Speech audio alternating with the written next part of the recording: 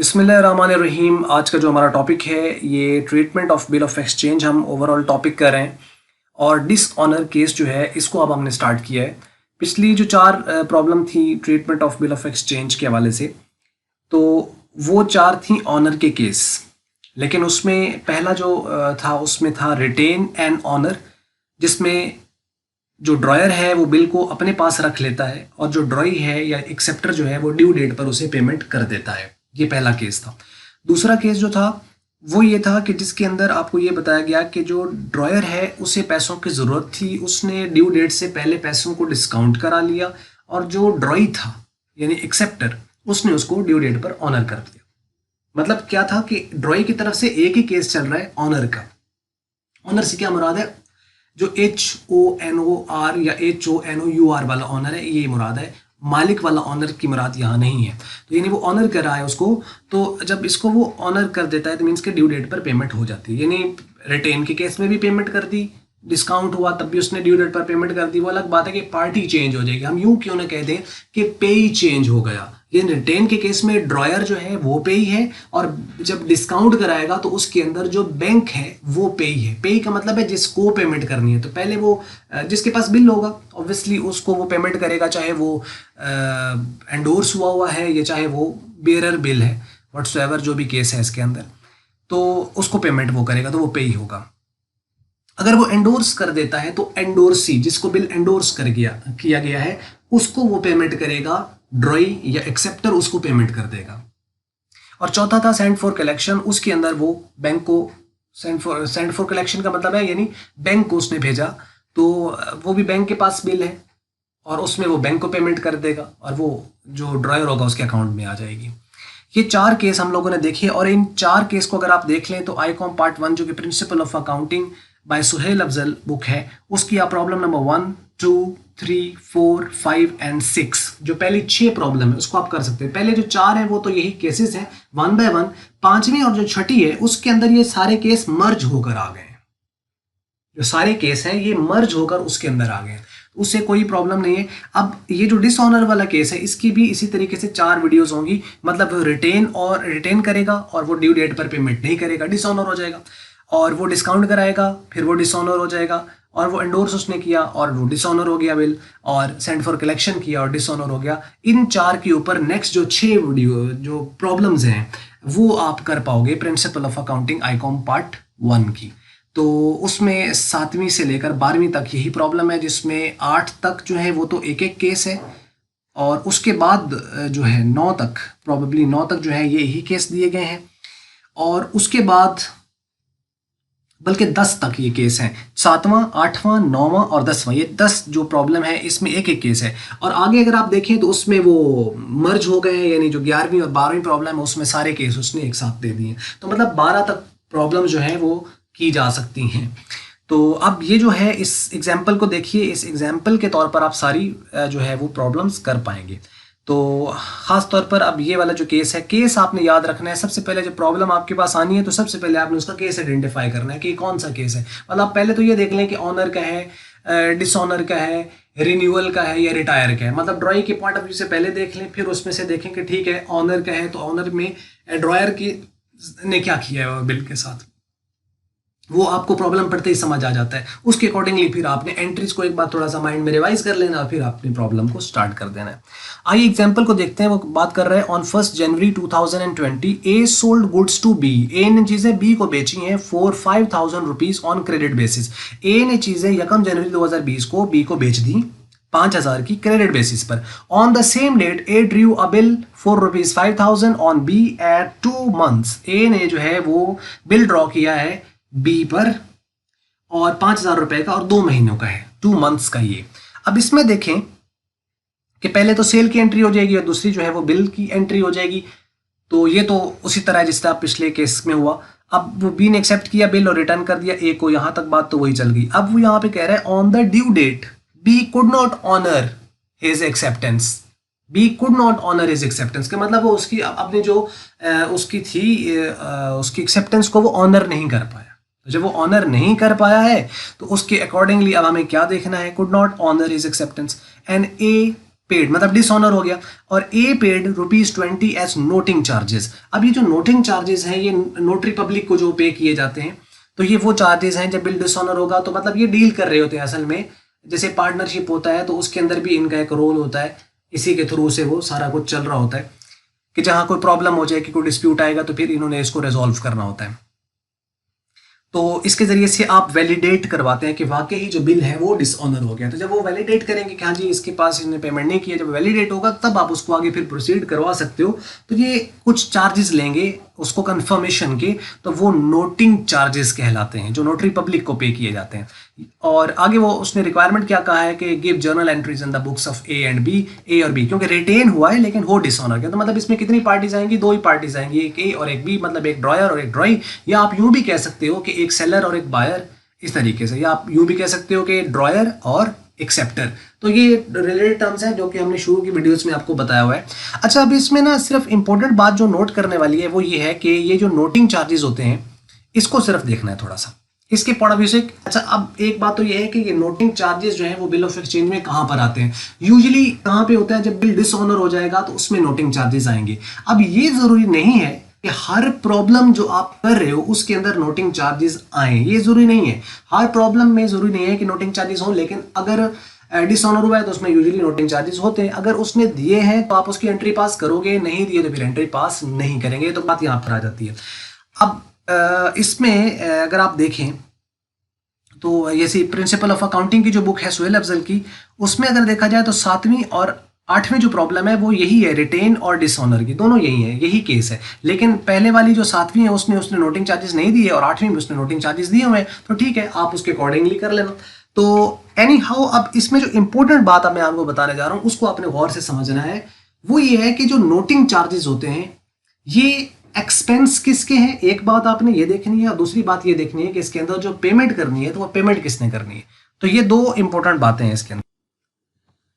तो इससे अब ये बात सामने आती है कि जो नोटिंग चार्जेस हैं इसमें 2 ही बातें हैं, एक कि पेमेंट कौन करेगा, दूसरा कि ये एक्सपेंस किसका होगा। एक बात एक्सपेंस के पॉइंट ऑफ व्यू से जहन में बिठा लें कि जो एक्सपेंस है ये सिर्फ और सिर्फ ड्रॉई का है, या आप यूं कह लो एक्सेप्टर का है, जिसने बिल को एक्सेप्ट किया हुआ है। अच्छा देखिए, एक्सपेंस उसका ये क्यों है? रीजन ये है कि एक्सपेंस ये ड्रॉई का या एक्सेप्टर का इसलिए है क्योंकि वो कॉज बना है इन चार्जेस का। ये जो चार्जेस पे करने पड़े हैं, अगर बिल ऑनर हो जाता तो क्या ये चार्जेस पे करने पड़ते? कभी भी ना पे करने पड़ते। अगर वो बिल को रिटायर कर देता, मतलब ड्यू डेट से पहले पे कर देता, तो क्या पेमेंट करनी पड़ती नोटरी पब्लिक को?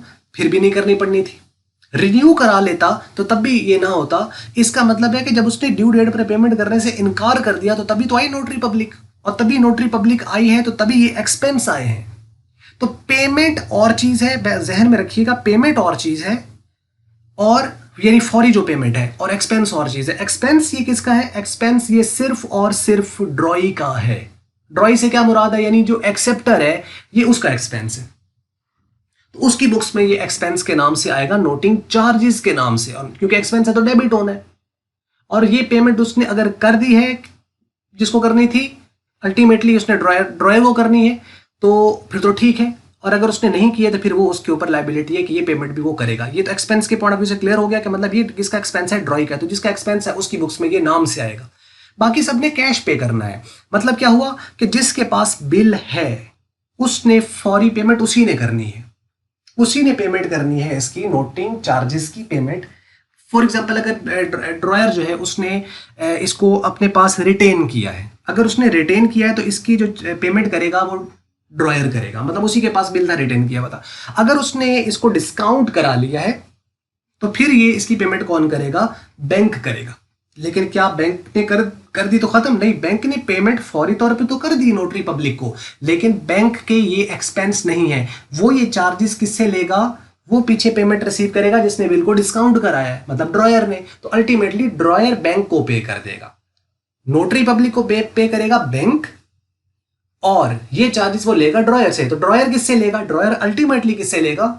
एक्सेप्टर से।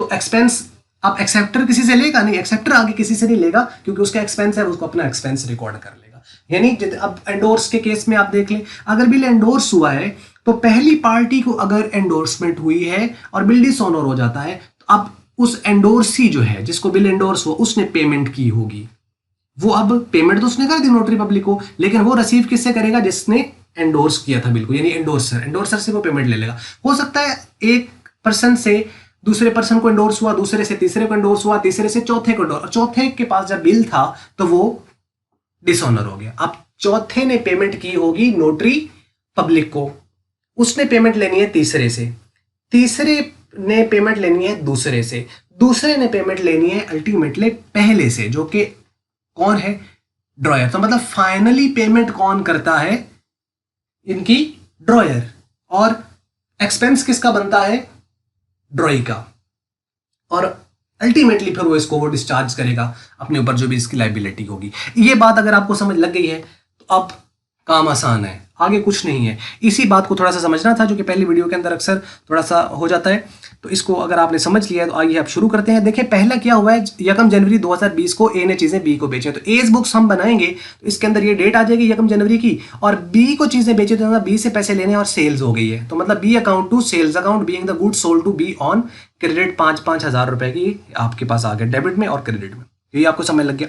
उसके बाद अब बिल चूंकि उसने ऊपर ड्रॉ कर दिया, उसने एक्सेप्ट कर लिया, एक्सेप्ट करने का उसको दे दिया, तो मतलब अब क्या होना है, बिल रिसीवेबल के सेम डेट के ऊपर bill receivable account to B account आ जाएगा, being bill drawn against sale, sale के अगेंस्ट उसने जो है उसको बिल ड्रॉ कर दिया, बिल रिसीवेबल आ जाएगा।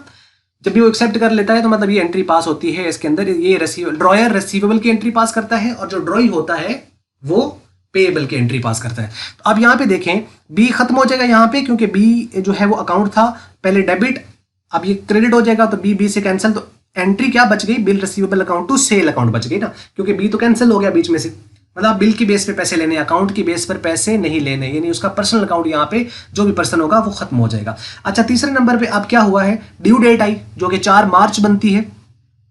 4 मार्च कैसे बनती है, क्योंकि 2 महीने का बिल था, तो 1 फरवरी और 1 मार्च 2 माह कंप्लीट हो गया, 3 दिन होते हैं ऊपर ग्रेस डेज, तो इसका मतलब 4 मार्च जो है 4 मार्च जो है ये इसकी डेट बनेगी। अब उस पर डिसऑनर हो गया, अगर ऑनर हो जाता तो cash account to bill receivable आता, लेकिन अब डिसऑनर हो गया तो अब क्या होगा, दोबारा उसका नाम आएगा, मतलब दोबारा हमारा डेटर बन गया, मतलब उसे पैसे लेने, बिल डिसऑनर हुआ है, बैड डेट्स नहीं हुए, ये बात जहन में रखें, बिल का डिसऑनर होना बैड डेट्स नहीं है, अभी उससे अकाउंट की बेस पर हमने पैसे लेने हैं। हाँ इंसॉल्वेंट हो जाता है जब वो पेमेंट नहीं करता तब बैड डेट्स आएंगे, वो इंसॉल्वेंसी का वाला केस भी आएगा, मतलब अभी बिल डिसऑनर हुआ लेकिन अकाउंट की बेस पर उसका नाम अब हमारी बुक्स में आ जाएगा। अब बिल खत्म हो जाए, अब यहाँ पे देखिए बिल रिसीवेबल था, बिल रिसीवेबल डेबिट, और यहाँ पे बिल रिसीवेबल क्रेडिट, अब बिल भी कैंसिल हो गया, बी पहले कैंसिल हो गया था, अब यहाँ पे बी दोबारा डेबिट आ गया, इनफैक्ट अब हम यहाँ पे आ चुके हैं B account to sales account, अब फाइनल एंट्री ये चल रही है, बाकी सारा कुछ कैंसिल हो गया। अच्छा अब ये कर दिया उसने, अब उसके और तो कुछ हुआ नहीं है, नोटिंग चार्जेस हैं 20 रुपीज के, अब हम नोटिंग चार्जेस की पेमेंट किसने की होगी, जिसके पास बिल था, बिल किसके पास था, ड्रॉयर के पास, तो इसने पेमेंट की होगी, तो कैश इसका क्या हुआ होगा, कम हुआ होगा, तो कैश कम हुआ होगा, और ये पैसे क्या इसका एक्सपेंस है कि ये नोटिंग चार्जेस लिख दे, नहीं इसका एक्सपेंस नहीं है, इसने पैसे किससे लेने हैं, बी से, मतलब ये वाले 5,000 भी अब उससे लेने हैं, और ये 20 रुपए जो नोटिंग चार्जेस है ये भी इसने बी से लेने हैं, इसी डेट के ऊपर वो बी अकाउंट को डेबिट करके कैश अकाउंट को क्रेडिट कर देगा, being the noting charges paid on the dishonour bill. ठीक है, तो मतलब इसमें कहीं पे नोटिंग चार्जेस, ड्रॉयर की बुक्स में आपको नोटिंग चार्जेस एक्सपेंस के तौर पर नहीं मिलेंगे। ये आगे यहां तक, तो अब आपको एज बुक समझ लगी होंगी। अब 20 बुक है, इसके अंदर देखें उसके तो वही आपके पास 2 एंट्रीज होनी है, एक उसने परचेज किया है और उसका बिल, और आगे उसने डिसऑनर कर दिया, तो ये 3 एंट्रीज इसकी बुक्स के अंदर आएंगी। अच्छा यहाँ पे देखिए सबसे पहले उसने सेल किया तो उसने परचेज किया, purchases account to A account, मतलब ए को पेमेंट करनी है जी, ठीक है 5,000 की, और उसी डेट पर उसने क्या किया, एक अकाउंट खत्म कर दिया और अब बिल आ गया उसकी जगह पे, तो यानी एंट्री बन गई होगी purchases account to bills payable account. अब ये बिल पेएबल अकाउंट यहाँ पे चल रहा था, लेकिन जब ड्यू डेट आई तो उसने ड्यू डेट के ऊपर क्या कर दिया, यहाँ पे बिल को डिसऑनर कर दिया, तो जब बिल डिसऑनर हुआ तो अब बिल डेबिट हो जाएगा, मतलब खत्म हो गया, क्योंकि ये डिसऑनर हो गया है, जब डिसऑनर हो गया तो मतलब खत्म करेगा, उसकी लायबिलिटी बिल वाली खत्म हो गई, लेकिन अकाउंट की बेस पर उस पर लायबिलिटी आ गई है। और यहाँ पे आप इसको एक एंट्री भी पास कर सकते हैं, मतलब आप इसको भी डेबिट कर दें, उसके बाद ये कर दें, और ए अकाउंट टोटल अकाउंट से यानी 5,020 से क्रेडिट कर दें, एक एंट्री भी आप पास कर सकते हैं, इसे हम कहेंगे कंपाउंड एंट्री, क्योंकि इसमें ए रिपीट हो रहा है। तो आप कंपाउंड एंट्री चाहे तो पास कर सकते हैं एक ही डेट के ऊपर। अगर आपने सिंपल एंट्री पास करनी है तो आप अलग अलग बिल की अलग कर दें, नोटिंग चार्जेस की अलग कर दें।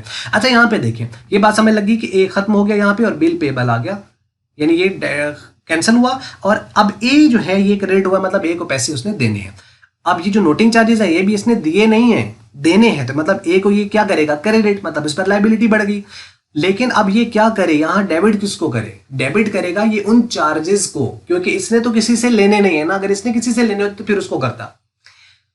अब ये क्या करेगा, नोटिंग चार्जेस को डेबिट कर देगा। क्यों इसने नोटिंग चार्जेस को डेबिट किया, क्योंकि ये इसके एक्सपेंस, समझ लगी, ये उसने इस डेट के ऊपर कर दिया। तो being noting charges recorded on dishonoured bill, कि बिल डिसऑनर हुआ है तो उसके ऊपर नोटिंग चार्जेस उसने पे नहीं किए, पेएबल बन गए, लायबिलिटी बन गई इसके ऊपर। तो ये है। अब हो सकता है इसके बाद वो एक नया बिल ड्रॉ करा दे, तो टोटल अमाउंट से बिल बनेगा 5020 रुपए का नया बिल बनेगा। हो सकता है वो उसके ऊपर बिल करे, तो फिर क्या बनेगी इसकी, ये बिल, ये जो ए है ये दोबारा डेबिट हो जाएगा और बिल पेबल यहाँ पर क्रेडिट हो जाएगा। अगर इसका बिल पेबल क्रेडिट हो रहा है तो उसका बिल रिसीवेबल जो है वो डेबिट हो जाएगा और वो बी को क्रेडिट कर देगा। अगर यहाँ से आगे फिर वो कहता है कि नया बिल ड्रॉ कर दो, कोई बात नहीं, चलो डिसऑनर तो हो ही गया है। समझ लगी। तो ये थी जी एंट्री इसके हवाले से, और ओवरऑल वीडियो ये थी। और अगर आपको ये समझ लगी है, अच्छी लगी है, तो मल्टीपीडिया की इस वीडियो को आप लाइक कर लें, शेयर कर लें दूसरों के साथ। अगर आपको अच्छी नहीं लगी तो उसको आप फिर डिसलाइक कर दें। और वीडियो देखने का हमेशा की तरह आपका बहुत बहुत शुक्रिया।